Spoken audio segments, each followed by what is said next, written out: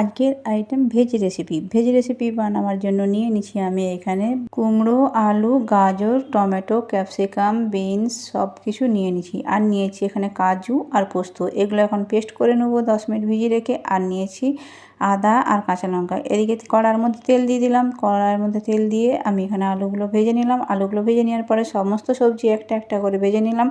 ভেজে সব তুলে রাখলাম। তুলে নিয়ে তারপরে আবারও এখানে প্রত্যেকটা সবজি আলাদা আলাদা করে ভেজে নিচ্ছি। আপনারা দেখতেই পাচ্ছেন প্রত্যেকটা সবজি ভেজে নেওয়ার পরে আমি এখানে কড়ার মধ্যে দিয়ে দিলাম একটুখানি তেল আর তেজপাতা দিয়ে আদা আর কাঁচা লঙ্কা যেটা ছিল সেটা ভালো করে ভেজে নিলাম।